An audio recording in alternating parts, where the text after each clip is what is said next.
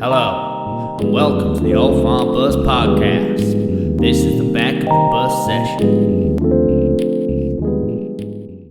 Hello and welcome to the Old Farm Bus Back of the Bus Sessions podcast. Today we are doing something different. It's really bloody hot. We thought, you know what, we can't be in the back of the bus for this. So here we are outside in the farm with one of my favourite people. Genuinely, you're up there with my favourite people. I've got Zohab Zee Khan. Yeah! How are we doing, my brother? I'm doing very, very well, my bro. I'm glad that we're outside the bus rather than inside the bus today. I saw you and Chrissy. I sort of went off, got us some waters, came back over, seen you got a sweat on from being in the bus for 2 minutes, and I thought, yeah, let's make a decision. Yeah. And I think we're doing a good one. So, guys, remember, we have got sheep, we have got donkeys, we have got a peacock, we've got a pig over there eating God knows what. But you may hear a lot of Foley in this. Enjoy it. Maybe they could have a little count out. They could do a sheet and tell me what they find. Maybe there'll be animals that we didn't even know we had here. It could be an old farm bus drinking game. Yes. Where every time you hear a particular animal, you got to take a shot or something like that. I think you've just changed the whole game of this podcast, mate. This might be it forevermore now. Very well could be. Till the winter, then we're back in. 100. But, dude, I've stopped you today doing something pretty cool. I know we didn't stop you, but you got in live TV? I did. I was on live TV this morning. Ooh, boy. It's fun, yeah. There's something about it. You've never done that before? I don't think so. You lose track of the things that you've done, but I feel like I haven't done live TV before. Yeah. How did it feel? Just like any other day, to be honest. I know there's something about you get to a certain point in your career where it's like, I don't know, it's not that things aren't exciting anymore, but it's like, well, this is another thing that you get to do and how fortunate you are. Yeah. And because I think where we're going to go with this podcast is very much just chatting us two. I want to find out actually who you are. But you're on live TV because of the poetry thing. Is that right? You're doing a tour? Yeah, going to be doing a tour as of tomorrow with the great people over at Pen and Your Peel. And it's a roaming tour for 10 days in 10 cities across the UK.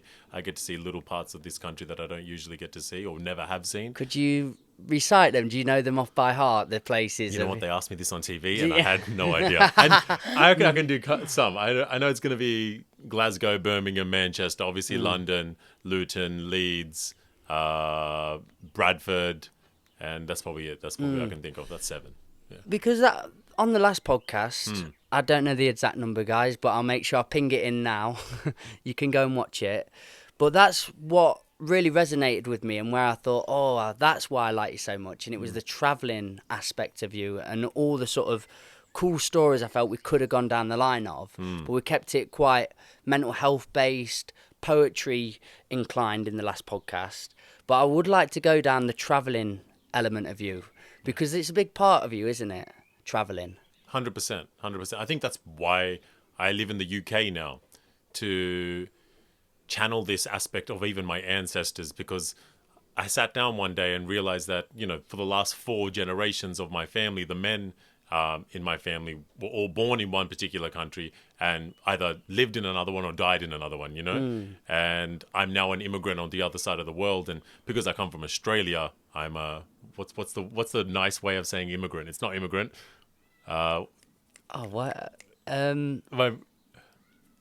Immigrant. The listeners know. Yeah, do you want, I mean, I can clip this in. Should we find the word if it's going to baffle us? You know what I'm talking about. I do, yeah. Brown people are immigrants and white people are diaspora, expats. Expats. There we go. We're keeping all that in. Are we keeping all of it in? Yeah, the clumsy nature of conversation. That's what it's for. Expats, You got it.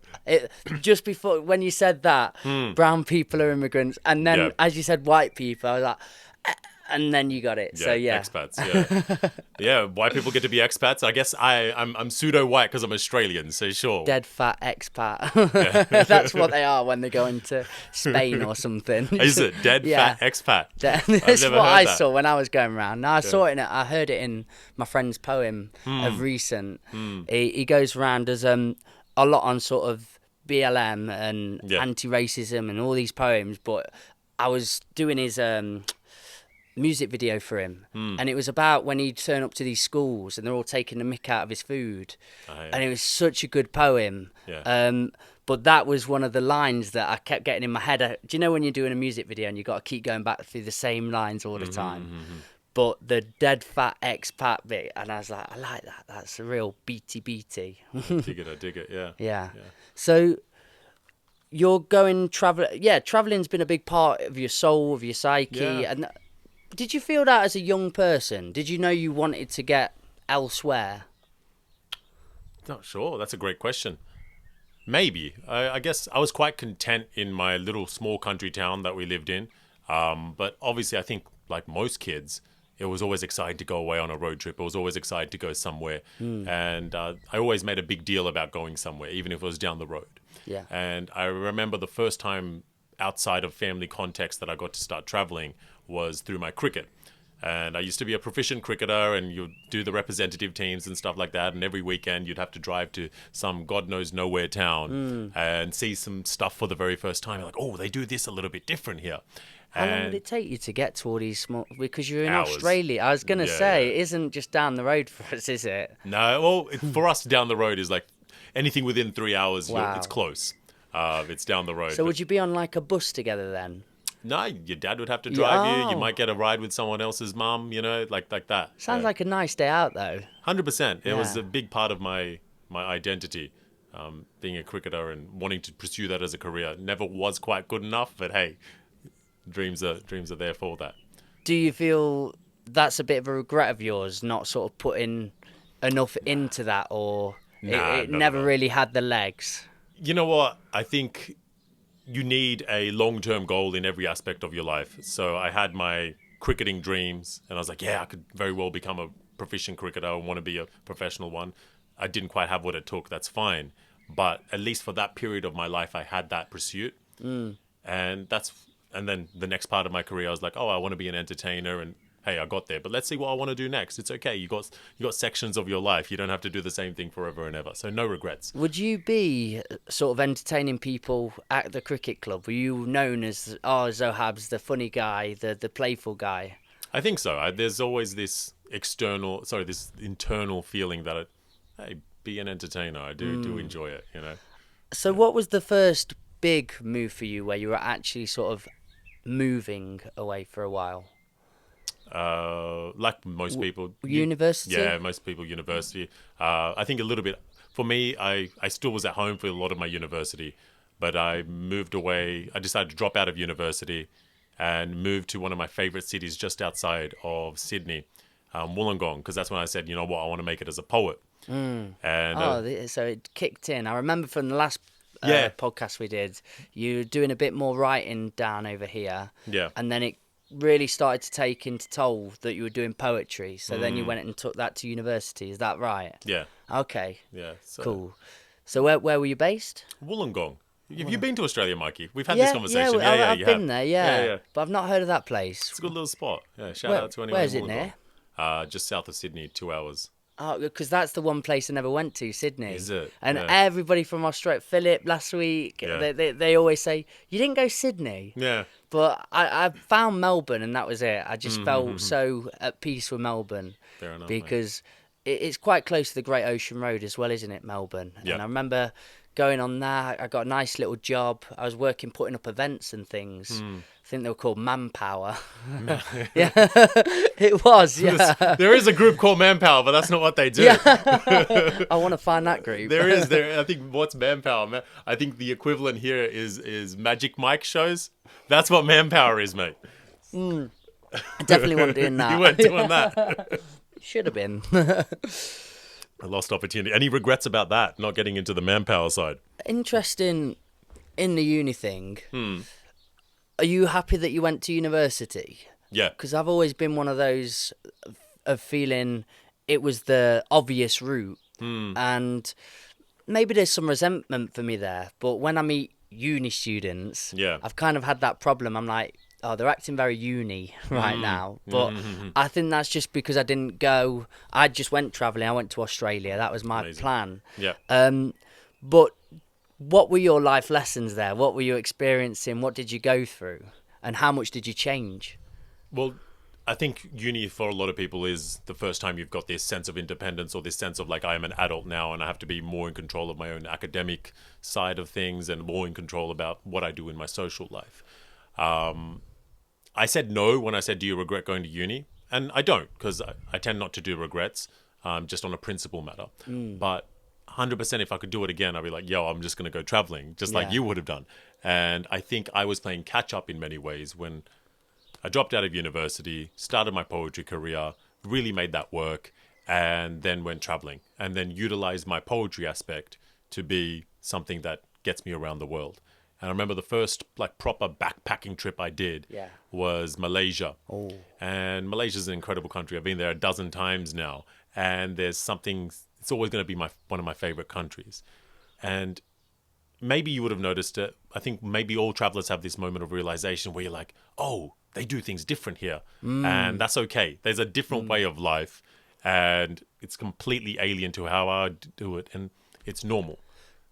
Before we move on to that, because I want to talk about different culture and hearing how other people live their life, and finding that acceptance of, oh, there's so many ways to live it. It's just the regret thing. Yeah. Just to discuss that as a linguistic, I had a thought of regret recently, and I was at a Russell Brand show and somebody asked a question and they said, what do you feel to regret? I don't have any. I've never felt regret. And then I pondered that on the drive home. And I kind of thought, but regret to me just feels like learning from mistake. Yeah. How do you dissect the word regret? What do you feel it means? And I definitely have regrets in life, but I don't feel a bad feeling attached to that. I'm glad that I'm conscious enough to look back and go, that was something I could have learned from in that experience. Yeah. Does that make sense? It does make sense. It does make sense. I think our regrets, as we would call them, or the potential regrets that we have, are those learning experiences that you can get something from. And I guess when you ask me, do you have any regrets? The knee-jerk reaction is like, nah, I don't do regrets.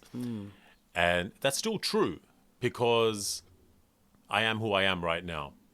And to have regrets is to say that there's another version of me that I would much rather be. And I think that's an exercise in futility of like, oh, okay, there very well could be a completely different timeline that you could go down, but that's futile. Yes, you can still learn from those mistakes and you don't make them again. Yes. So do I have regrets of behaviors in the past? Do I have regrets of things and decisions I did or did not make?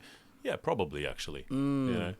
Because I've seen it used before, hashtag no regrets, and people just living in this very flippant manner where they're not learning from things because they're just trying to use that as an excuse. Oh, I don't have regrets. I just act this way. This is who I am. Yeah. It's like, yeah, but if you could reflect back to it, and maybe you've hurt somebody in that situation, or maybe you hurt yourself in that situation, it could have been bettered.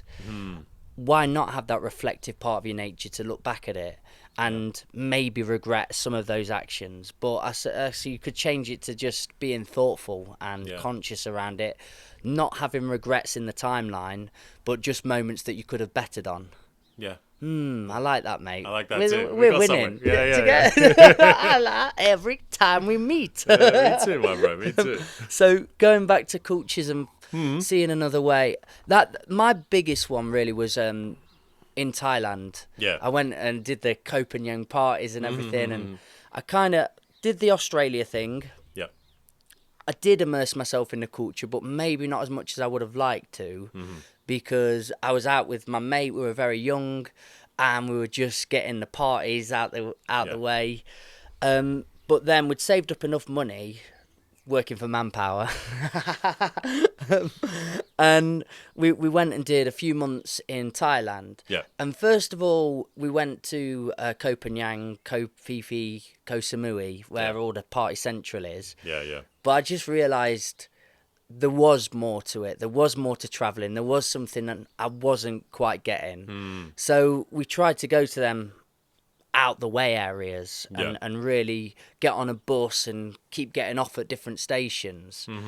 And that was my oh my god moment, I suppose, because I've never been like too attached to materials, but it really enlightened me and illuminated how much materials did interfere in my life and how materialistic I can be. Yeah.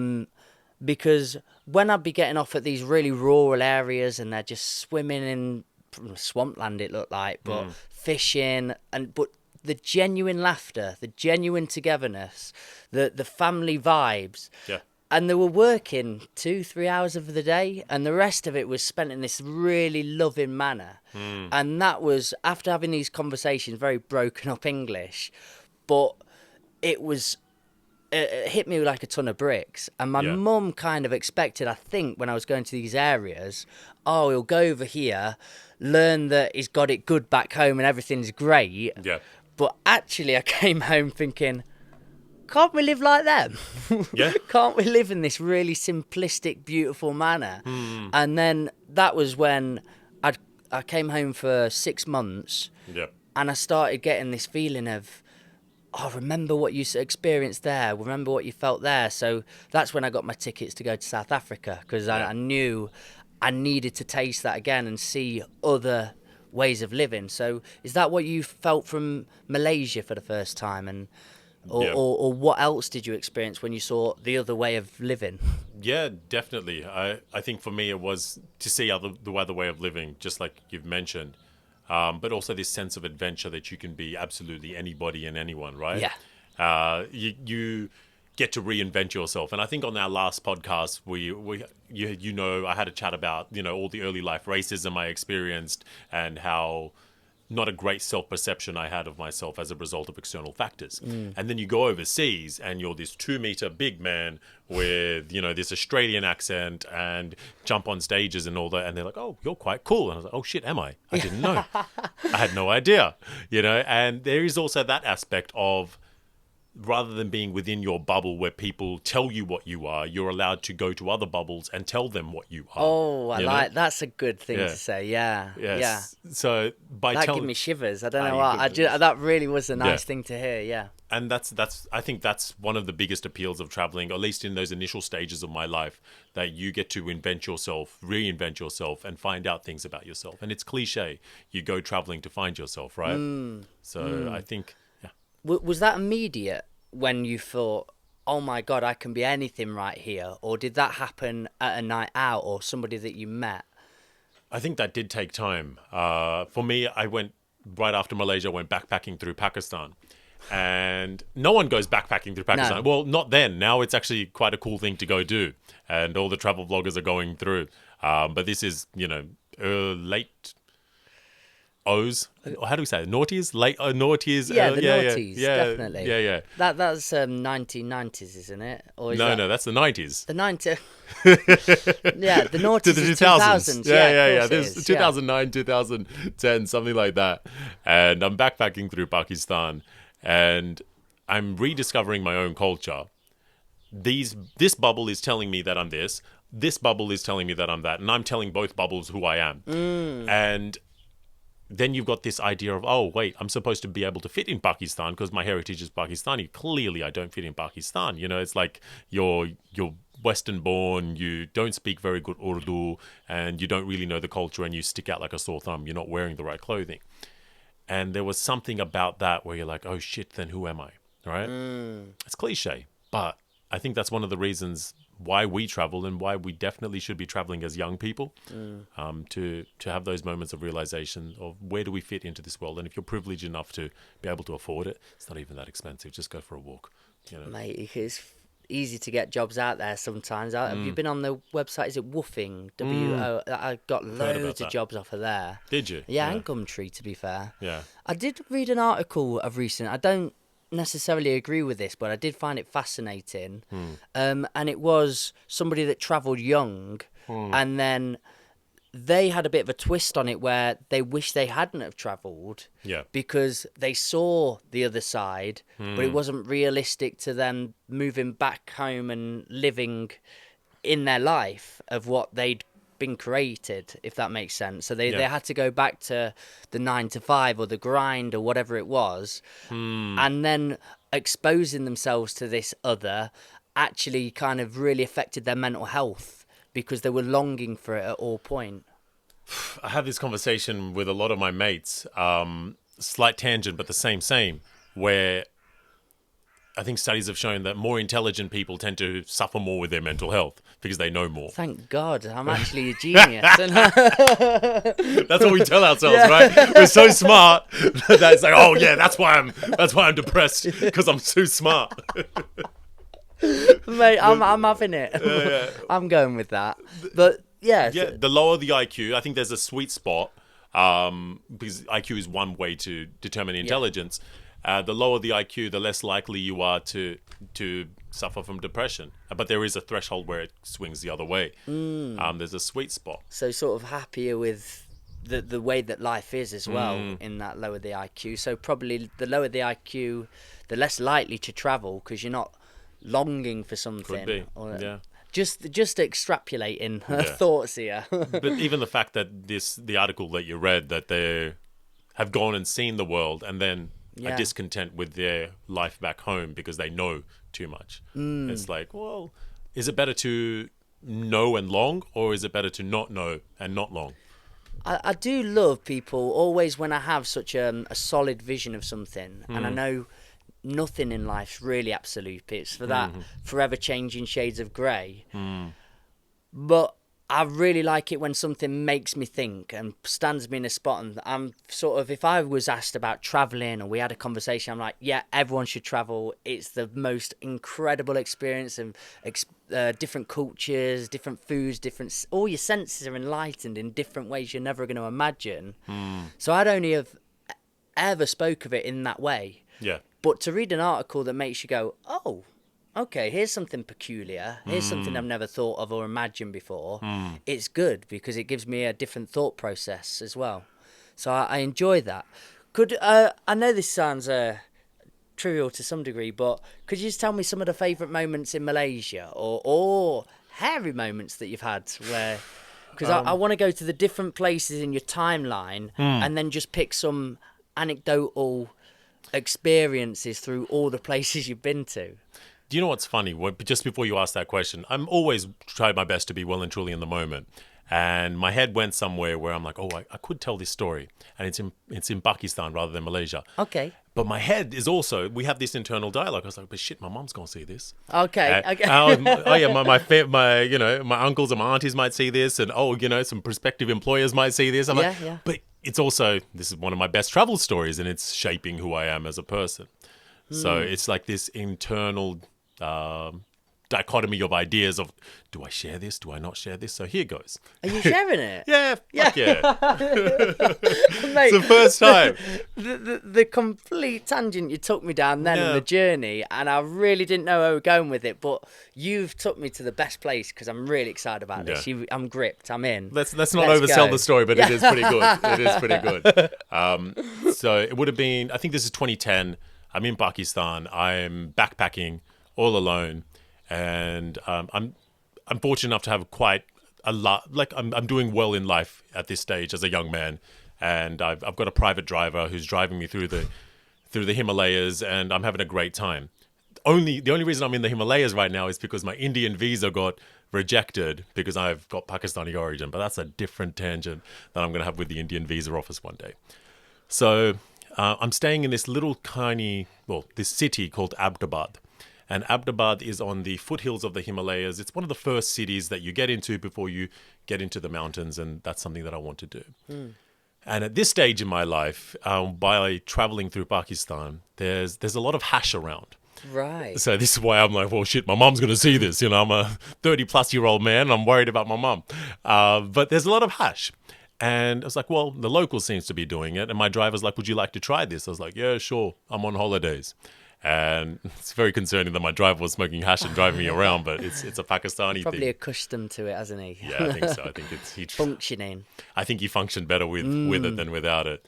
And I'm like, okay, sure. Let me try this. I'm like, yeah, this is great. This is really good stuff. Then we're picking it up from all the places that we go. And I'm now in Abdabad, and I'm staying in a big, like a haveli, which is like a big home, basically, which has been turned into a guest house. I'm the only guest in there because it's kind of off season. It's me, my driver, and the hotel manager caretaker. And one morning I wake up, I'm having breakfast, I was like, to the caretaker, I was like, hey, caretaker, I've really taken a liking to this hash thing. And do you know where we can get some? Because we're all out. He's like, yeah, sure.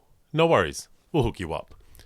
And I was like, okay, I'm eating my breakfast, open rooftop. I'm having a good time. And then there's a knock on the door. And this big man comes to the door. He's a police officer. He's got a big mustache. He's twirling it. And I was like, oh, shit, I've been set up. This is the cop. He's come. They're going to get some bribes. I'm like, that's all right. I always have a security mechanism, which is to have $100 in your pocket whenever you're traveling. That's your bribe. And sometimes it works, sometimes it doesn't. But I reckon it can get you out of murder in some countries. You know what I mean? Yeah. So I've seen that happen. Yeah. Literally. Really? Literally? Yeah. Right? I'll go on a story way after. But yeah, we'll get to that one. Yeah, Yeah. okay. So I'm like, okay, let me bribe my way out of this. Turns out he's like, looks around and he goes, "Kinna chahiye?" I was like, which means, how much do you need? Because he's the local dealer. I was like, oh, well, all right then. Get some off him, smoke up. I'm like, well, this is delicious. This is the best stuff that we smoked all trip. And he's like, okay. And the hotel owner's like, no. You think this is the best stuff? No. You should come to where I live. Where I live, that's the good things. I was like, okay, let's go. Where is it? He's like, oh, it's not far. It's just over there. I was like, okay. I tell my driver, hey, we're not going far. We're just going over. He's like, no, we can't go there because that's really, really far and it's not safe. I was like, no, come on, let's go. And he's like, no. It was a back and forward. And I did something that only an arrogant early 20s man with a lot of money in his pocket does. And he's like, who's paying you? Which is a very arrogant, rude thing to say. And I would never do it now. But we develop as human beings, you know? Yeah. So that very well could be a regret, right? But I don't regret it because I've learned from it. And eventually he agrees. And we get in the car and start driving. And we go through checkpoints and all that because there's a lot of army in this particular area because it's on the foothills of the Himalayas. Pause the story. Fast forward 2, maybe 3 years. I'm in Wagga Wagga, sitting on my couch. The TV turns on and Barack Obama comes on TV. And he approaches the podium and he says, and something along the lines of, we've got him. And the got him is Osama bin Laden. Yeah. And they're like, okay. And they zoom into the little map of where they got him in a little town called Abdabad on the foothills of the Himalayas. And it is, I kid you not, I looked at the address where I was staying. 3 houses down was where bin Laden was. And they did what they did. Wow. Nuts. So that means he was there, allegedly, at the same time I was there. So this is the temperature of the town, of the city, of the region at this time. Shivers again. We're still going, mate. Oh, dude. All right, so we are now in the car, driving through army checkpoints. And I vividly remember the last army checkpoint. And there's this big sign that says, you are now leaving Pakistani-controlled regions. No foreigners beyond this point. Forget it. Let's keep going. So we go through the checkpoint. I am young, dumb, and looking for adventure with this predisposition for risk-taking behavior. So we're going through these checkpoints, and the next checkpoint is not an army checkpoint. The next checkpoint is a piece of rope with a long tree branch, dudes in traditional clothing with big beards and AK-47s. It's the Taliban. So Yeah, it's in my head. I was like, this is going to be the Taliban. It is. Wow. And it's my driver, me, and the hotel owner, because he's coming with us, or the caretaker.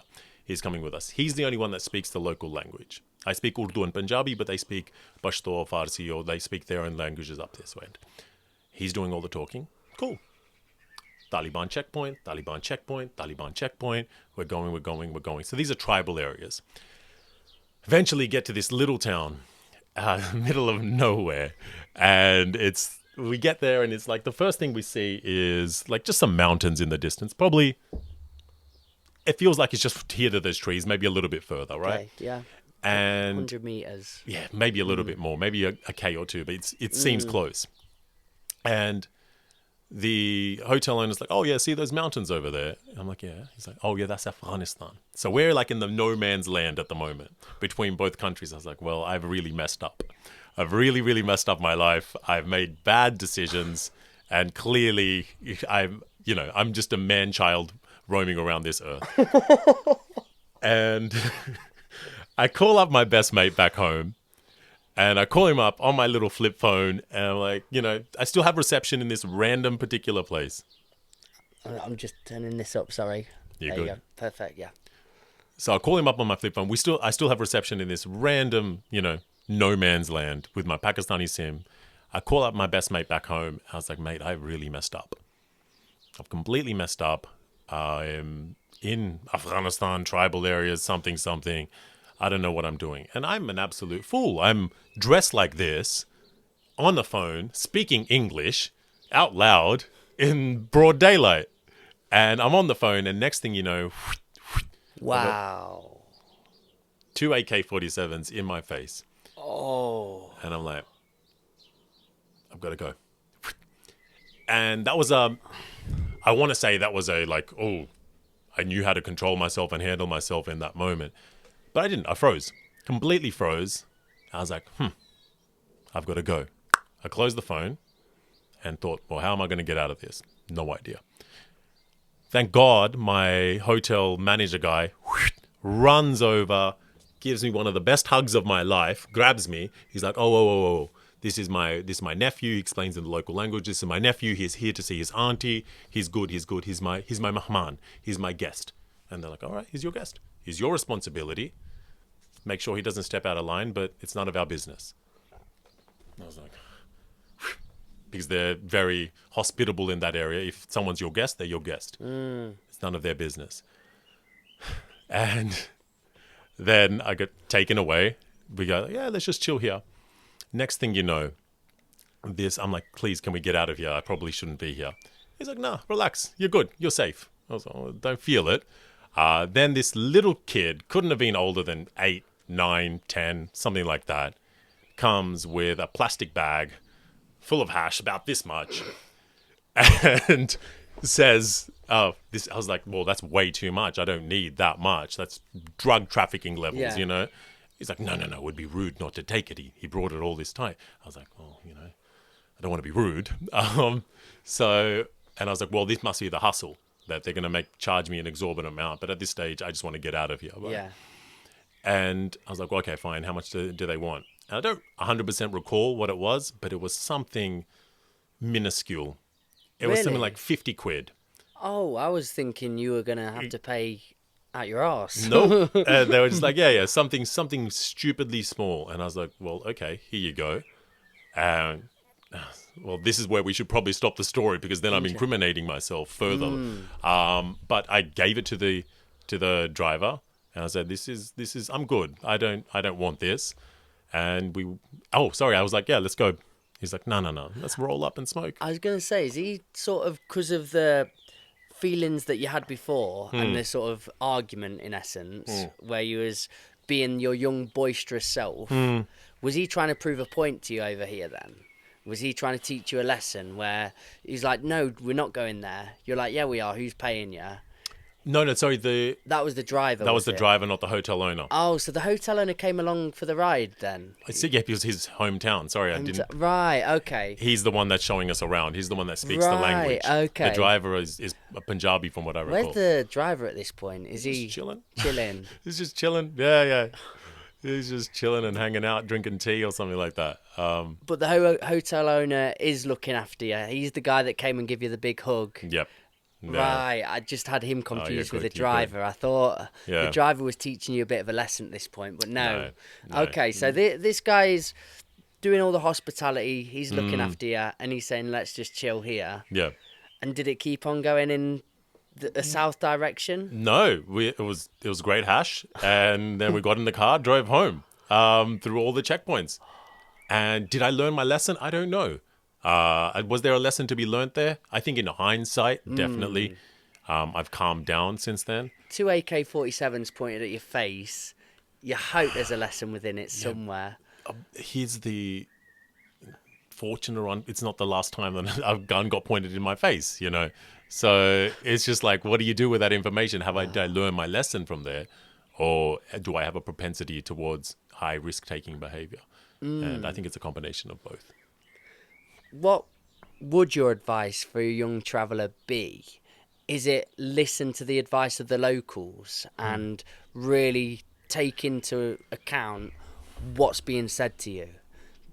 Because I had a friend when I was in South Africa, going in a similar story. She was called Maria, really only 5 foot, maybe even in 4 foot something.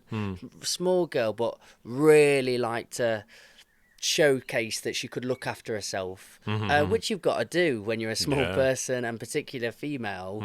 And everybody in this hostel that we're staying, because we were so far out there, we're based in Pretoria, but we're about an hour away from it in no man's land as well, looking after primates, so monkeys. Cool. And we're there for, I did a year in South Africa, but I was in this small place for 6 months. Yeah. And I think I have told this story on the podcast, but not with all your new guests and listeners. But this was a time that I'd succumbed to. I think I might be going to get killed here. And what had happened was I'm working on my own in this hostel in where we were staying. Yeah. And then everyone's out for the day doing excursions and places, because we only had to work 2 hours in the morning, 2 hours at night. Yeah. The rest of it's all our own time. If you want to go and build some huts for the monkeys to stay in, that's down to you.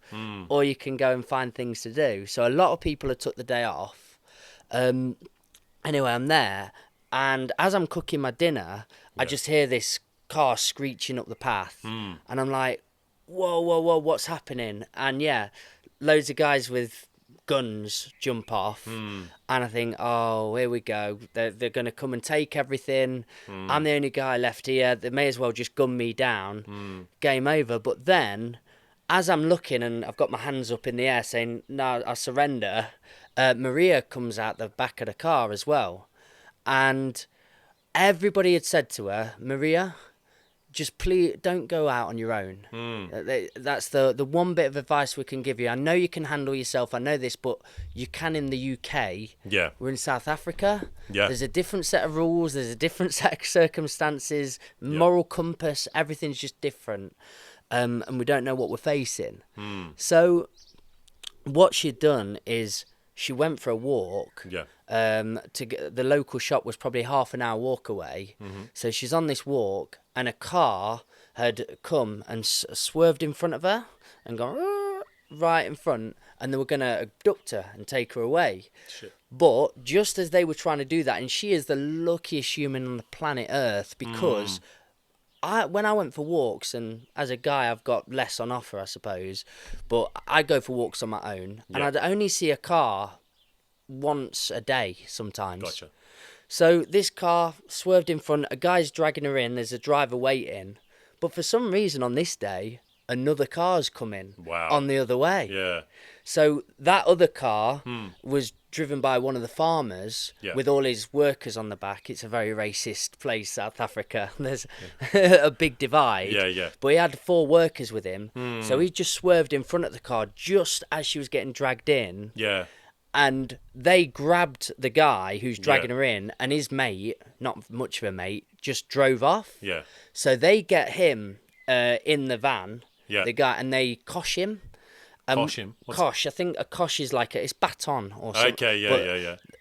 So the cable tied him. Yeah. His face is all the way across him. So going back into that story, the car swerved up. Yeah. And it's the farmer with all his workers. And then I come out, I see Maria, and then I'm saying, what's happened? And they're trying to explain it to me. But then they're saying, what's going to happen to this guy here? And they were going to just go off and kill him, because that's how they do the legality and their system there. That's, what do you call it, where you take the law into your own hands? Yeah, vigilante. Vigilante style. So all the friends who were working at the sanctuary and whoever was left come round. Yeah. And then we were all basically pleading, well, you can't just kill him, because we're going on our moral compass. Yeah. So I think he'd soiled himself. He was all tied up. His face was all across him. His blood everywhere. But then I'm helping getting him out the car. Yeah. And we're pleading with them and like, no, we need to go kill him. This is how we operate. So eventually we paid them to not let them kill him. Wow. Okay. We'll take him to the police station and we'll do it properly. Yeah. And this is what I was saying earlier about people paying. We got there. The guy in his back pocket had some money. He'd probably nicked from somebody or whatever. A good chunk of rand. He'd give it to the police.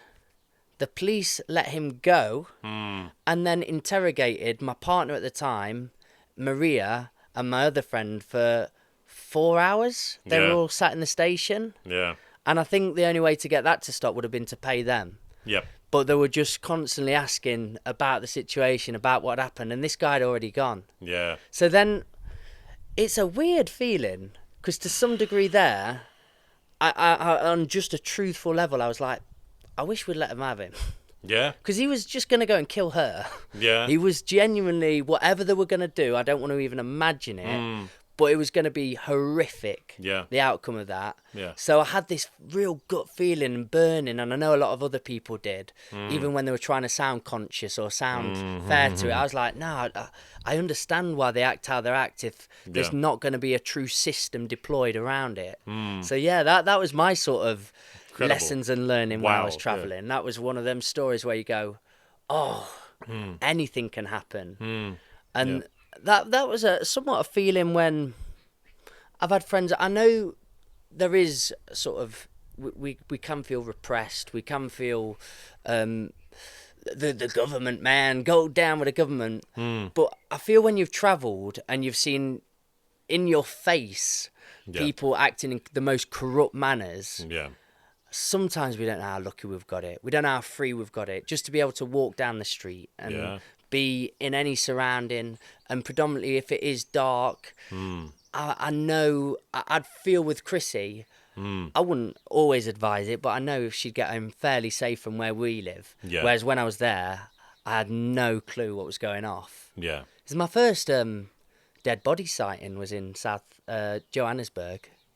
Not giving the best light to it. I had the best time of my life in South Africa, but there was a lot of life lessons come along with it for the ride, and it is mostly in the most heightened of situations, isn't it? In the polarity of life, if you've experienced the near deaths or sight of death, you're gonna have to take something from it.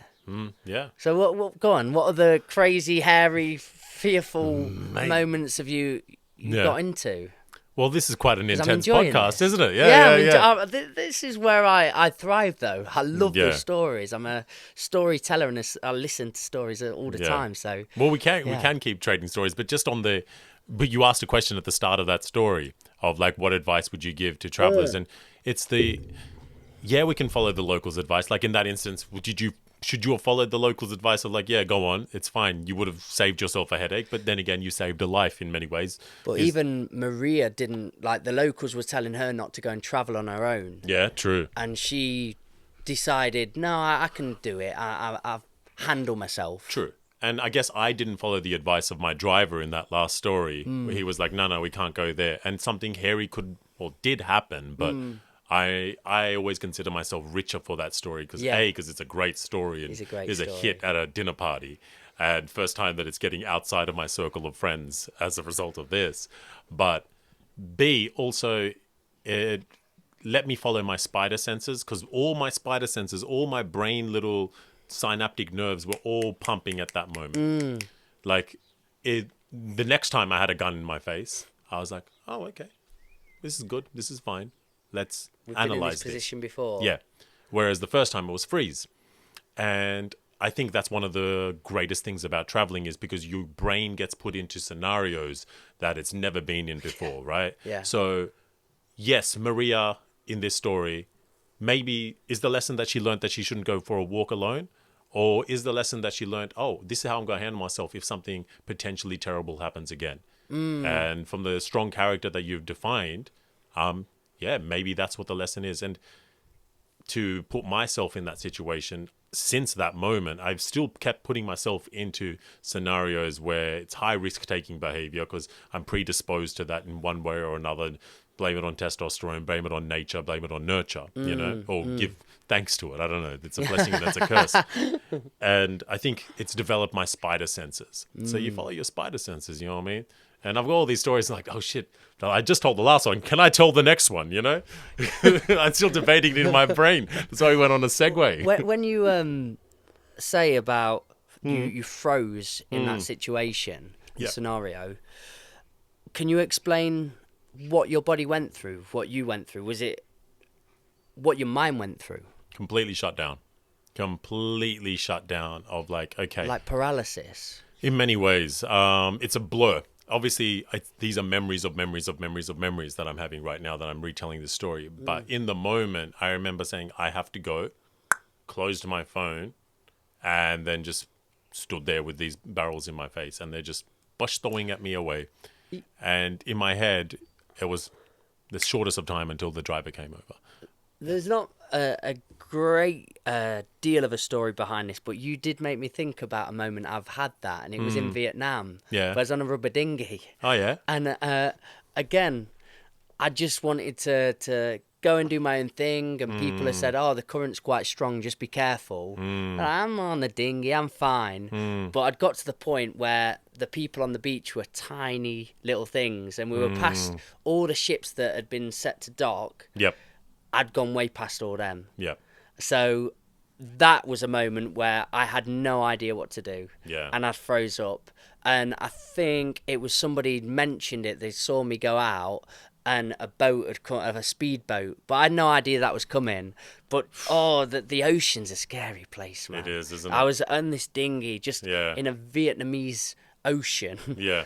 Looking down thinking, what's underneath me right now? I remember that feeling, and it's thoughts what cripple us, isn't it? Yeah, man. Because they last for a certain amount of time, thoughts, Yeah. but going to the next thing, to the next, to the next, to the next, and that's what sent me into this sort of paralysis state. I was like, right, there's going to be a shark, and then the shark, what do? Do I punch it on the nose? And do I dive in and try and swim? Because for some reason, when I was trying to boat back, and what do you call it where you're sort of using the paddle, but yeah, paddle back. Yeah. What had happened is I'd go and then it'd just spin and keep sending me further back. So it's a real strong current. I'd go against it and then it'd just spin the thing and then send me further and further. Oh, it's horrible, man. Yes, paralysis. So what was the second gun incident then?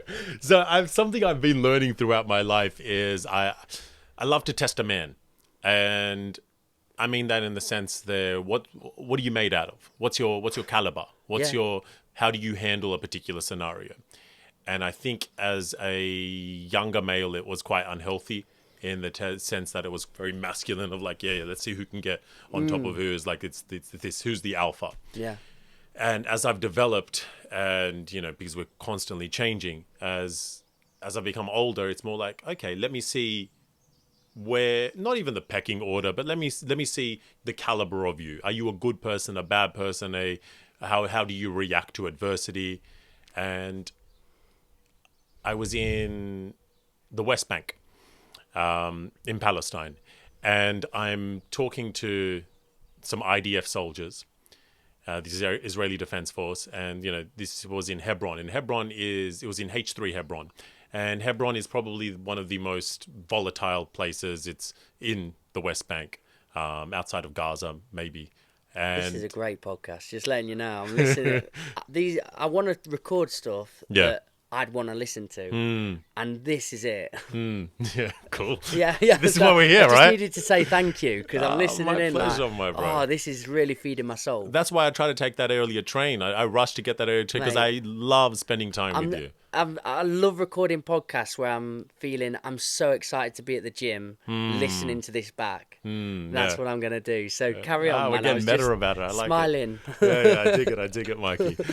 So wherever, so I'm in Palestine, Israel, West Bank, H3 Hebron, and the H3 neighborhood is particularly volatile because what's happened in Hebron is the Jewish settlers, the Israelis have come in and displace the Palestinians. And it's one of the places that it's the most visible in a particular city. It's not as visible in the country regions, in the smaller cities, because it's not really in your face, because it's not old buildings, if that any of that made sense. And because they've shut down entire neighborhoods where it's like ghost towns in a town of, in a city of millions of people. Wow. So it's really in your face. And there's constant attacks and volatility. And I'm testing this Israeli soldier. So I'm testing him in the sense I'm asking him provocative questions, but still being very kind about it, because I'm testing his caliber as a man, and I'm also aware contextually that he has been broken down within his own context of being in the military, and the military construct does something to men and does something to women, does something to people, so that they're more docile for the authority figures and it's know what the often enemy already is. happened in place because of the characters that choose to go into them roles. It's conscription, though. Oh, okay, yeah. Israeli's yeah, conscription. I see. Yeah, so that changes the context. Yes. So you can walk down Jerusalem streets, like in the trendy sections, and you'll see it's the most bizarre thing. 18-year-old girls, like that you would see on the high street here. It's a very vivid image in my head. And she's got her nails done. She's looking very lovely. She's, puts a lot of effort into herself. But she's also got this, AR-15 or an assault rifle, whatever gun they use in the IDF, just over her shoulder, whilst also having a shopping bag. You know what I mean? Yeah, It's yeah. completely nuts. It's Yeah. These are children. They're like children that have been indoctrinated in a certain way, and we all have our own indoctrination. But it's a weird one, that one. It's a really weird one. So I'm testing this soldier. And I'm asking provocative questions. What do you think about the Palestinians? And what do you think? But I'm also saying, you're almost finished your conscription of your 2-3 years, whatever it is. Oh, you're going to go to Goa. That's, how you're looking forward to that. And he's very tired. He's a human. I'm seeing a human in front of me. So we're really having a great conversation. I'm picking. I'm trying to see his humanity. And then another soldier has been watching this, and he rushes over, puts it in my face. And he's like, "What's going on?" And they're told not to do this to tourists. They're told not to do this because I'm, maybe the way I look, maybe it has a factor in it, but maybe he was just having a hothead day, or maybe this is the one dickhead in the troop, right? Right, yeah. And because I'm in man testing mode, and I'm like, okay. I was like, oh yeah, we're just having a chat. We're having a thing. How's your day been? And that's my interaction with him. I was like, oh, yeah, I like your uniform. We back and forward on that. The gun eventually goes down. And it's not that we're trying to outman each other. It's not that we're trying to say, oh, who's the one that's got... He's the one with the fucking gun. Yeah. He could blow my brains out right there, and they do. But in that context, because I was like cool, calm, collected, I allowed him to be cool, calm, collected and put that gun away. Wow. And that is your spider senses kicking in. That story is 10 years apart from the last one. And I've grown as a man. I've developed as a man. I still have a propensity towards risk-taking behaviors and seeing the psychology of human beings. But I handled myself substantially better. That's an incredible story. Thanks, man. What made you want to sort of provoke? Did you want anything out of it? You were going to write about it? Or have you just got a curious mind that wanted to hear so you could report back what the consensus is, what they're thinking? I'd say yes to all of the above. But the conflict in the Middle East of Israel and Palestine is something that I'm incredibly passionate about. And given my community and given my culture and given my heritage, I have potential biases. So I learn it from a particular side. However, I went to Palestine and I went to Israel with a completely open mind, as open as I could try to make it. And I said, I'm going to stay here, as long as I can, until my heart gets too heavy. I didn't have an outward flight.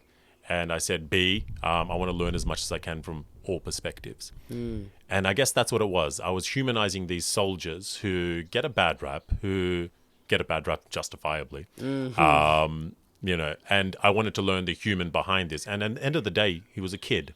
He has a mum, he has a dad, he has maybe siblings, He's planning a trip to Goa. That he's going to go backpacking and go party and try to forget the horrible things that he's seen and potentially done, And there's still a human behind this. And the only reason he's acting like this is because he's been conscripted. Maybe he has terrible, disgusting ideals. I don't know. And I want to find out. That's what made me do it. And then I went and spent some time, with the Palestinians, try to go well and truly into the West Bank and every little city that I could. And just to understand what makes a human and who's right and who's wrong here. And, I came out of that. I came out of my Israel and Palestine exploration for a lack of better words, substantially more empathic towards the Israelis than I thought I would have going in, because you humanize them. Yeah. And anyone who says Palestine or Israel sometimes forgets to humanize the other side and sometimes forgets to remember that there's humans on both sides.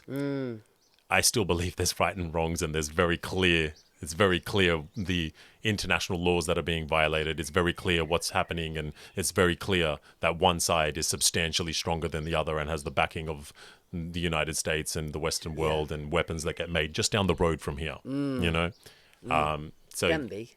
What's that? Denby, that's down the road. Denby. Is pottery. it? We There used to is. make nice pottery. I think there's a drone factory. I can't recall. Oh, really? Just in. I think it is Wow. in Derbyshire. So Derbyshire? No. Derbyshire, yeah. Derbyshire, yeah. It wouldn't shock me. Yeah. So. Yeah, I think in any conflict, the onus lies on the bigger power. You've got, it's like a playground. You've got a year 6 against a year 3. Year 6 has just been and took all its toys and beat it up. And you go, no, give them back. Yeah. We share, we're kind. Yeah. And I mean, that can go on for later life, but the onus should lie on the one who's got more power surrounding it, in my eyes. Yeah. And see, that's your opinion. I have opinion. We have ideals. Yeah. And to less politicize this, but to bring it back to the study of human nature, the anthropological side of it, I loved going in there and humanizing these people that aren't usually humanized. And that's why I love, I was out the other night, and one of my party tricks is I can make a rose out of a napkin. It's a great little origami thing.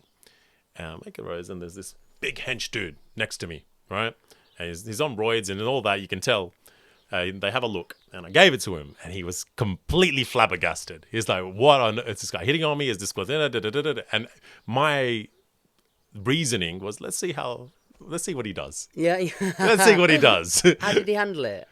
Completely flabbergasted. Yeah. He was like, looked at his mates, and he's like, and then we just had a really good chat. He was like, I was like, no, man, I was just, being kind to you. Here's a rose. More dudes should give other dudes roses, and.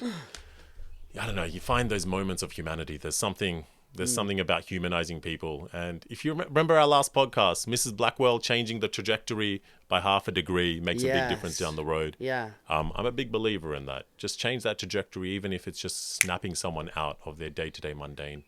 When you say you met this character, this soldier, and he had a life ahead of him and he'd planned to go travelling, have you met any on your travels that were travelling that have been caught up in this whole system, in war, and had they changed the perspective, if you had met any since then? In a Koh Samui Hungry Jacks. Yeah. Wow. No, but they didn't change the perspective. They're absolutely staunch and said some terrible things. And we interjected, me and my really good mate Paul.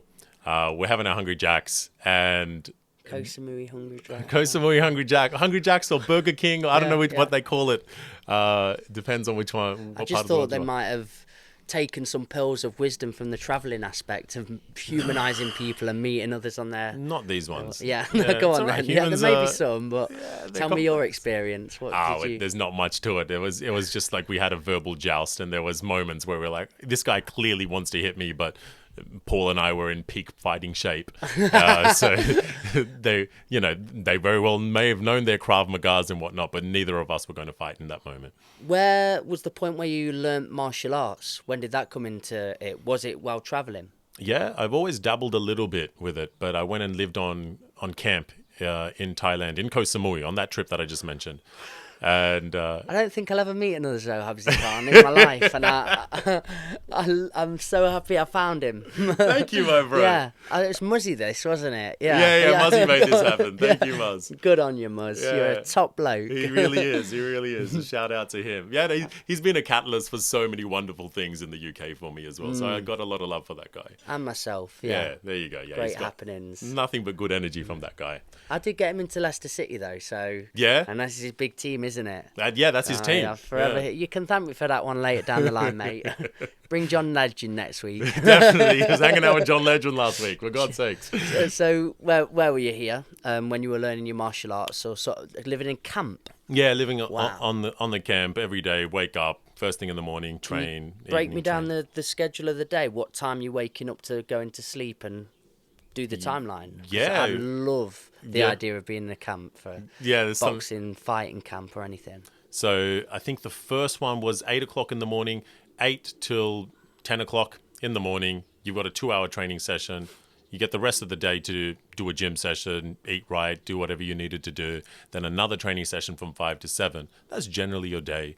Then you've got your yin yoga sessions. You go for runs in between. It's like very regimented. What's yin Oh, yoga? yin yoga. So yoga. However, with yin yoga, you've got your longer stretches. And it's really holding that in, and it's substantially more meditative.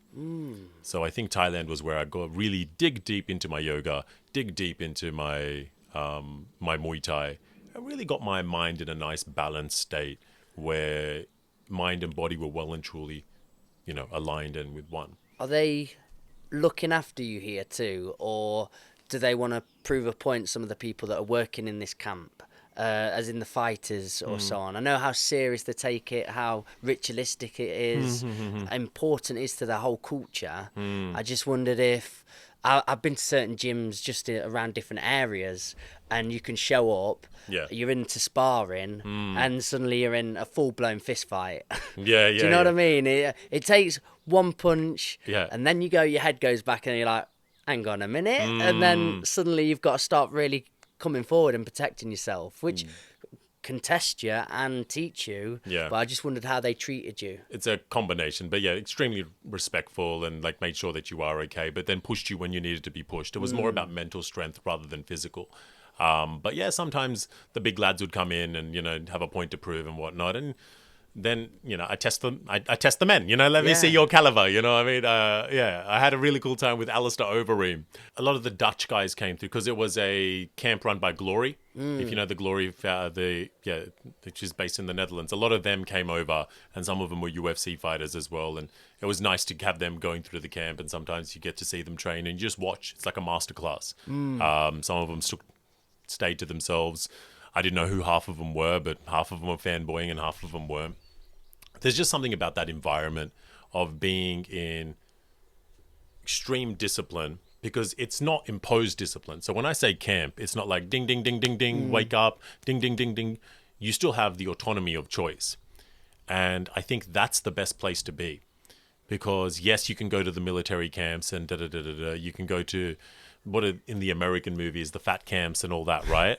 So you can go do that, or you can self-impose, put yourself in there, pay a lot of money to be there, and then make the right decisions to ensure that you're doing what you need to do. And I think that's where humans are made, right? That's where men are made, quote unquote, right? You know what I mean? So those choices that you decide to make. And you said something not funny. You said something at the start of this that you're really leaning into I paraphrase, but leaning into your masculinity.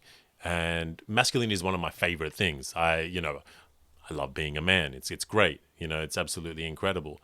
But it's about navigating that. There's, for a lot of people, masculinity, even that word's a dirty word. Some people, let's not say a lot. I don't know. There's someone else. Masculinity Toxic is dirty. masculinity. Definitely. Yeah, and I'm glad that they've put that prefix towards it, because I know people now that think the word masculinity is evil or toxic or dirty. Yeah. It's like, no, toxic masculinity, and that's a discussion to have on its complete own outright source. But masculinity, let's talk about that, and there's so much beauty and importance in there. 100%. This ideal of, for me, what it means to be masculine is to be a caretaker.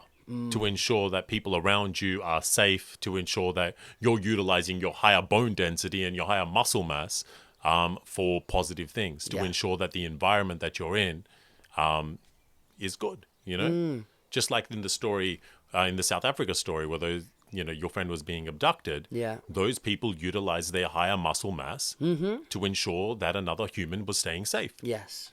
You know, and then the toxic aspect of it was those men who went with the intention to do something absolutely terrible and horrid. You know, so it's they're not one and the same. It's interesting, isn't it? In the same breath and the same conversation, the two different aspects of it lie. Yeah, and you could still say that there's a masculine ideal in the shitty behavior, right? There's a toxic masculine ideal of entitlement and God knows what else, right? Of like, oh, I'm allowed to do this. Or they justify that they can do terrible things to the people in the world. Yeah. And that's absolute bullshit, right? I think it's just harnessing it and understanding there's femininity and masculinity. And we all have both inside of us. It's just predominantly biological males showcase and have, understandably, more of a masculine traits and masculine elements. But it doesn't mean you don't have any feminine energy inside of us. Of course. And it's learning to understand what both are, what the aspects of both are, and how to showcase both in a healthy manner. We'll be all right if we all start doing that a bit more. Yeah. The emotional intelligence, probably more on the feminine side. And I've got quite a sensitive soul, so I know that about me. I do have the femininity there. Yeah. But also a masculine side is being quite logical and working stuff out and putting stuff in order. We like order as males often. Yeah. And again, that thinking evolutionary why that is, there's probably a survival factor there. Yeah. Really to the point of understanding, right, if we do this and we can logically put this together and we piece that, it's probably why the brain size develops so fast and quick. Yeah, very well could be. Like, I don't even know if I necessarily ascribe to everything that you've just said. And I think there's a dichotomy of what is masculine behaviors, what is feminine behaviors, what aspect of it is as a result of culture and systematic. It's these conversations, and it's like, are we okay with having these conversations? Are we okay with... I am. Yeah, absolutely, I love right? And even with you saying this is the masculine, this is the feminine, I was like, I'm not sure, actually. I'm not sure if you're right. And I'm not as saying them, I'm just word jargoning and feeling, I feel this, like Occam's razor, it sounds right. It sounds like it makes logical sense, and thinking of evolutionary, how men have predominantly been the hunter-gatherers, acted in this sort of manner. The women have been nurturers, been loving and raised in that sort of manner. And there's anomalies and they intertwine, and it is an array of nuance in there. And nobody should just prescribe to, I am this and this is what this means. Yeah. But the discussions can always exist in my eyes, and that's 100%. How we get to stronger perspectives. 100%. Yeah. You didn't tell me Overeem now as well. Oh no, there wasn't much of the Overeem story. Did you have a good grapple with him? No, gosh no. Did you know how long that would have lasted? No way. No way whatsoever. You would have been like a cable tie. Yeah, absolutely. He's a big man. Yeah. I think he's probably an inch shorter than me. I'm 6'6". I think he's 6'5", 6'4". But he's like about 10 times as wide. Imagine that on top of you. No, thank you. Yeah. He'd just absolutely annihilate you.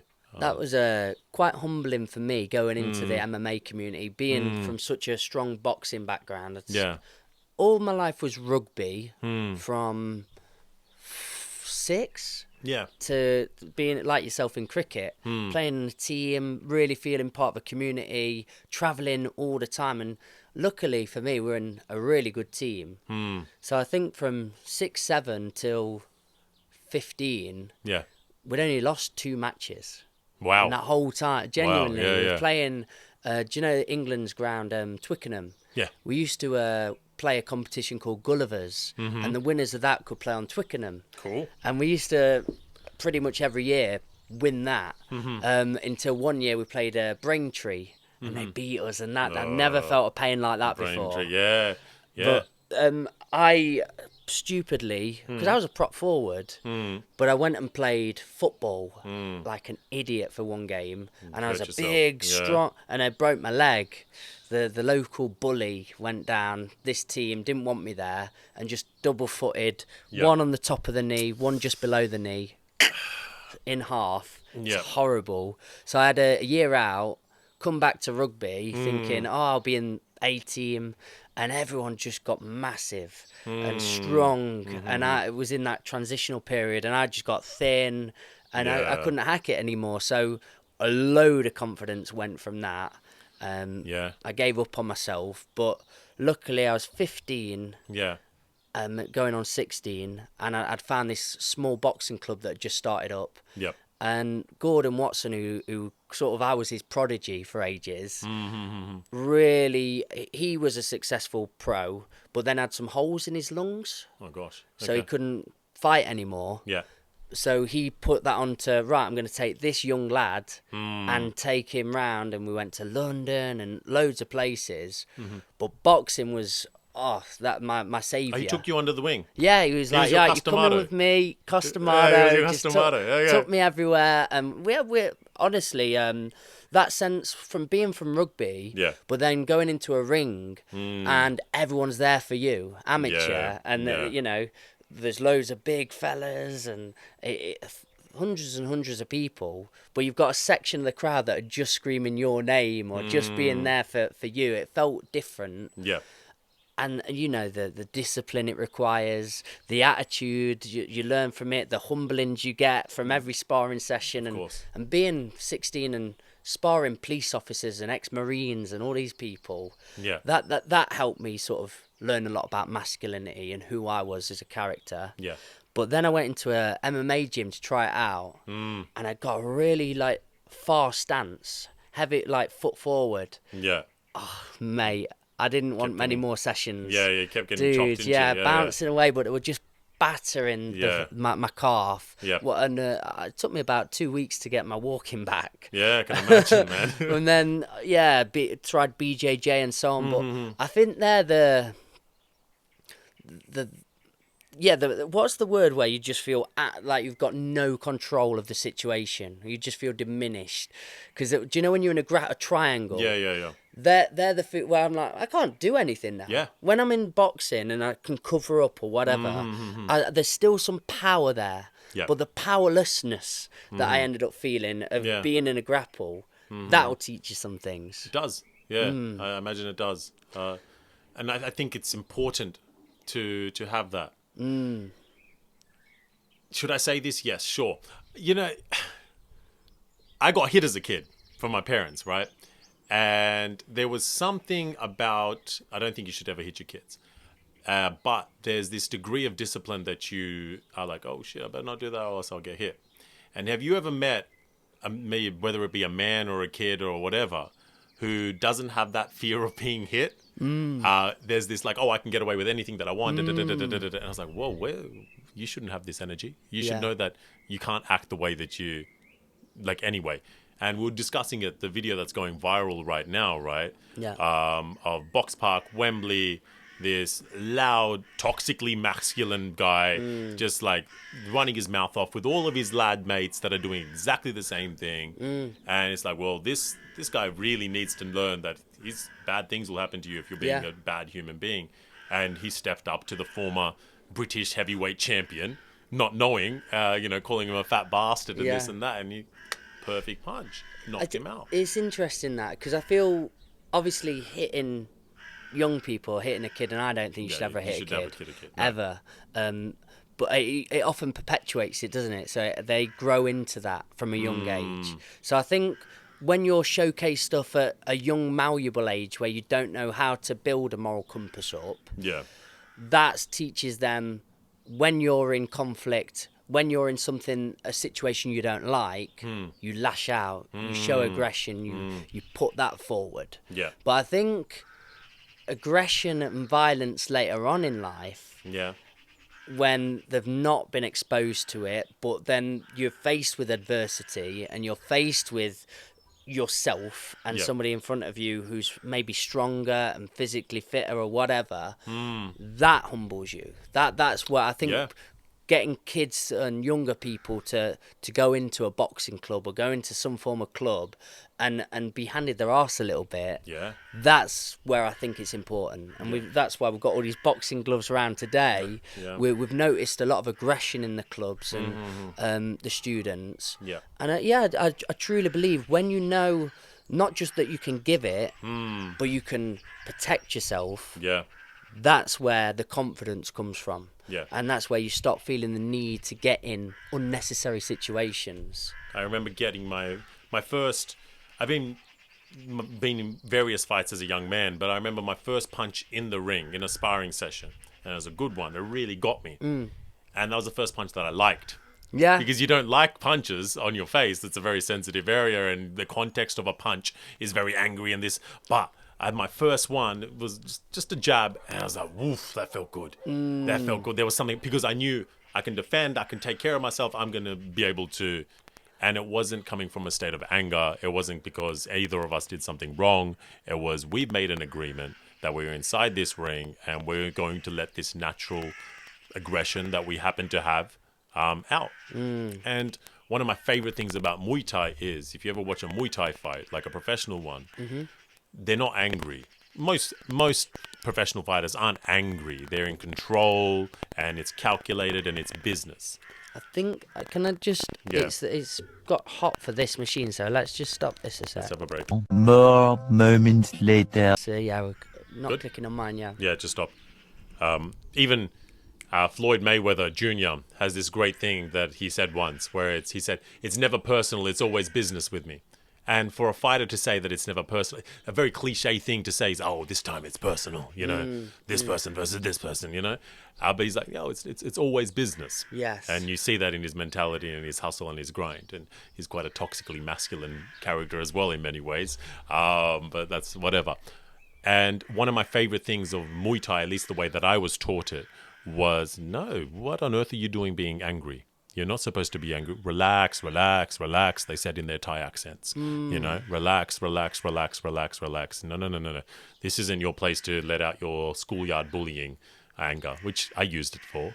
It was a place to have discipline. It was a place to really get your punches on point and get them all perfect. And that's one of my favorite things about, like, it's an art, right? Martial arts. It's what you're noticing in a lot of fighters now. They're learning to rile one another up. You saw Conor McGregor with Aldo. The shit talk that he put him through all the way in through that camp Yeah.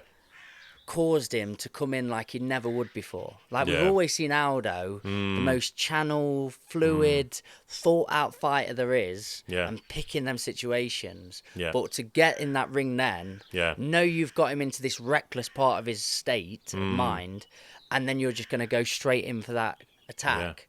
And that is it. You need to always be able to bring the best side to the table if you're going to get the best outcome, and calm and be rational, and just that is. I remember being in the ring and first of all, guards up, just panicked, strong, Yeah. and the coach saying, calm, flow, calm, flow, calm. And I did. I kept bringing it round and moving a little bit. Yeah. And then again, you're picking your shots a little bit more cleverly. Yeah. Cleverly. Cleverly. Wow, cleverly. And I think that comes from putting yourself in tough situations, putting yourself inside the ring, putting yourself in places where you're not entirely safe. Yes. And I think even since we're talking about kids, I think it's important to put kids into situations that they're not entirely safe. And Getting on a stage. yeah, getting on a stage, let them hang around near a corner. Like, you know what I mean? Yeah. Like, it's all right. What's the worst that's going to happen? Get a scar or two. Yeah. I'm going to raise my kids, interestingly. But, it's about putting yourself into those situations where you allow that brain growth. And even to compare my two gun stories that we've told today.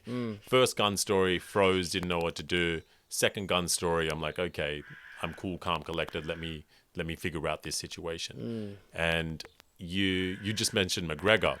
On the way here, on the train over, I was watching McGregor versus Khabib. Oh, are you? Yeah. Oh, cool. Oh, it's- what a fight. Oh, it's done it again. It's Yeah, you're good. think it's the heat. I'm sorry about this, mate. Nah, you're good, my G. You're More moments later. Excellent. Sorry, folks. We're experiencing technical difficulties, but we're going to get through this. I would say, I was watching McGregor versus Khabib, and what a completely different handling of the McGregor loud talk, right? Yes. Aldo came in, straight in, cop one on the chin, game over. McGregor is now, light champion. And Khabib, still cool, calm, collected, because he's got that Dagestani experience. He's a man of the mountains, for God's sakes. He's been fighting since a small child. You've seen the videos of him with a bear and stuff like that, and that does something to a human. And it was wild, the aftermath, wasn't it? oh, man. It clearly had nuts. got to him, though. Yeah, no, he did. I saw an interview. Sorry to interrupt. Reminded to not bring that into the fight because he knows what the potential of bringing that into the fight would be. Yeah. But it still got to him. Yeah. Well, he did admit in an interview later that McGregor did get to him. Yeah. And you see it in round 2 where he's absolutely ground and pounding. He's like, let's talk now. Let's talk now. And he's never done that before. Because if you see him, I'm a Khabib fan, so if you see him against Michael Johnson, where he's absolutely destroying Michael Johnson, and he's still chatting, but he's like, you have to give up, brother. You have to give up. He's showing mercy. I remember that fact, yeah. Yeah, he's showing mercy. You know I deserve this. Yeah, I deserve this. I deserve this. You have to give up, brother. Dish, dish, dish, boom. But with McGregor, it wasn't the same. It was like, let's talk now. Yeah. Let's talk now. And the answer that Khabib gave why he jumped the fence was he did it on the Mike Tyson podcast. He was like, oh, Hotbox. yeah. He was like, he was upset. He's like, why'd you tap? You brought all of Ireland here. Go out like a man, he's like, this is all you got? This is it? Yeah. And then he said, I still had so much more in my tank that I was like, who else is there? I think that's because McGregor felt the gravitas of what he'd taken on, and he knew it was never gonna get any easier from that moment. Yeah. Khabib was on a mission that night, and could you imagine just being in those locks and feeling what I said, powerlessness? Yeah. To be at that elite level, but for Khabib to just be to be with elites, but to be the elite of the elite. Yeah. Must feel so incredible, and it takes, I don't know what it takes to get to that secondary level. Is it, maybe the genetics, the psychology that you've imprinted with all through your life. Yeah. Because McGregor is a phenomenal fighter. Yeah. All the skill sets you could possibly want and muster, but yeah, for that secondary level. Well, you could argue that McGregor is also on that same level. It just wasn't his time, and it wasn't that thing. But you compare both of their lives, right? Yeah. McGregor is, salt of the earth, Irish, has a checkered past, and he's done some troubling, terrible things as well. And you compare Khabib, which is also salt of the earth, mountains, and they're both raised in their own particular way. And I think where McGregor's potential failings are, since we're talking about men and how we become men, is I think the glitz and the glam and have gotten to him. It's like, and you compare that to Khabib, who is a pious Muslim man who's got his ideals and It's that may have also been an element that McGregor expected to be to his advantage, where he got inside of his head, got inside of his psyche, but. Not only did McGregor had the want to win, we were going to get a world title, but Khabib had this mission of protecting his family, protecting his culture, protecting the religion. It's bigger. It's given him a much greater purpose behind it, I suppose. So with Aldo, he'd seen it work where he'd come in clumsy and ready to kill. Khabib's thinking, I have to win this fight. There's nothing around it. So what does it take? Right, it takes coming in with the right attitude, but when I get to it, I'm going to kill him. Yeah. You know what I mean? 100, yeah. Yeah. I think that's why it's purpose is paramount, is one of the things that I live by. And to have something larger than yourself, whether it be your faith, whether it be your ideals, whether it be your goals, whether it be the legacy you want to leave, that's what makes life worth living. And I think that's what keeps us on particular tracks. Have you ever felt purpose slide and slip away from you at any point? Yeah, Of course, I'm a human being. good. I'm a human being, you know? I honestly thought you were a bit of an AI robot because you seem too perfect sometimes. Far from. So thank you for talking of these flaws. Far from, far from. I think the point in which I have felt purposeless is, like for many people, it was a big external factor. Coronavirus, I had just moved into a new country. I just moved in from Australia, Yeah. quite successful on my part of the world. Came here thinking I could replicate the success, and it's, the world has ended. And so much of my identity was attached to the purpose of conquering, the purpose of as many performances as I can do, the purpose of as many educational programs as I can make, the purpose of going into every single country that I can. I wanted to conquer Europe when I got here. I was like, let me do all the European countries, and then let me move on to North Africa, then we move on to North America. I had a plan, and to reanalyze that 5-year plan that I did come with is completely different now. And it took me a while to get to that point where I had to reanalyze it, because we as human beings hold on to this ideal. I was like, no. The coronavirus stuff will be over soon. Yeah. Oh no, this calamity will be finished soon. And in many ways, it's not. In many ways, life has never been the same. And that's one of the times that I felt purposeless. Yeah. And when you get to that point, does your passion start to taste different? Yeah, of course it does. Interesting. Yeah, I felt it of recent, I suppose, but I think I'm a creative in the term of poetry gave me what I needed to feel I've got a voice and to feel my story mattered. And I went and told that. And then I stopped having this feeling of wanting to tell it anymore, because I've told it so much in so many different environments and spaces and places, and I'd done my thing. And when that faded a little, I was really confused by that. I didn't know where to go with it. But I think the coming back round to me is knowing that the creativity doesn't just lie there. The creativity is in business endeavours and working with new people. And what we're doing tonight, for example, I've had the council come and speak to us, and they said, listen, the township is in dire straits with young people. If we don't solve this, we're going to have to go into like a lockdown and a curfew for young people at the ages that we're dealing with, like 8 p.m. curfews and so on. So come up with proposals, come up with bids, and we're going to go with it. And that gives so much power, but so much potential of, so something that isn't is ready to come and blossom into something that is.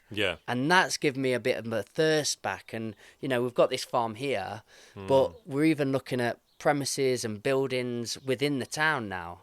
Amazing. And I'm so excited by the whole journey of this. And I couldn't have got there without poetry, but I clung on to poetry for so long because I was thinking, no, but you're a performer, you're a poet. Yeah. But actually, this acceptance of, no, I am that, I have been that, but I'm so many other things to add into the equation. And that's given me back my purpose, if that makes sense. Absolutely. That's taken me back on the road of, be creative, run with it. Yeah. Yeah. I was just saying, you reflect with that a little bit then, when you've been on your journey, you've changed the parameters or you've changed the direction. Yeah, because even to relate to you in the sense that, I'm a poet, I haven't written a poem in so many X years or whatever it is. And poetry is something I do. Poetry is not something I am. Yes. A poet is not something I am. It's something that I do. And we're human animals having human experiences, doing human stuff. That's what we are. And as creatives that decide to pursue an artistic form, whatever it happens to be, we're just fortunate enough to be channeling what we've got and this internal fire of our human experience and the way that we perceive the world into a particular discipline. And I guess when you move away from a particular art form, there is this sense of grief There's a sense of, even for myself, there's been this sense of grief as I write less and I perform less and I pursue other things like, wellness coaching and life coaching and educational institutions. And there's this sense of grief of like, oh yeah, but I could, I could be like one of the best poets in the world. I could, I just haven't, but there's all these other aspects in which you can channel your energy into and create things bigger than yourself. And I think that's where life lives. Life lives in those moments where you're creating things bigger than yourself, because these kids that are going to come through to the Old Farm bus, they get to go home with new ideas. They get to go home with new things. And, we've mentioned it before about this area is, home of the BNP and the EDL and all those, this is where they spring up from. And for them to have the potential to come hang out with me, a brown-skinned man that has an Australian accent, that does poems in English and Punjabi and Urdu and all that, for them to have their brain changed in that way, well, fuck being the best poet, I get to be this poet, Oh, mate. Dude, let's get ready for these kids. Let's get the space ready. We've had an incredible chat. It's been a good one. It's gonna a few edits I need to do now. It's a good job I'm Steven Spielberg. I said it before, but I'll give you the next travel story the next time I'm here. Oh, How about mate, that? We'll save them. Well, let's just keep bringing you. The day that's gonna blow my socks off is when you and Muzzy are here together. Let's make that happen. We're gonna make one of the greatest podcasts of all time. It might be a good 5 or 6 hours. Do it. Let's do but we could go for the Guinness Book of Records for that, I'm sure. You reckon? I reckon somebody's done a 24-hour stint. 100. Someone's done 100 hours. There's some crazy people doing some crazy things in the world. But not packed with the content we're going to provide it. So, mate, just let everybody know where they can see all your stuff. You can see all my poetry and my wellness coaching at zohabzee.com, ZOHABZEE.com. Dude, you've done that before. I'll do my bit. Guys, you've been a part of the Old Farm Bus, Back of the Bus Sessions podcast. I hope you can still see this. Big love to all of you, and I'll leave you on this. Just be nice to one another, you beautiful set of buggers. That's all you got to do, be nice. See you later.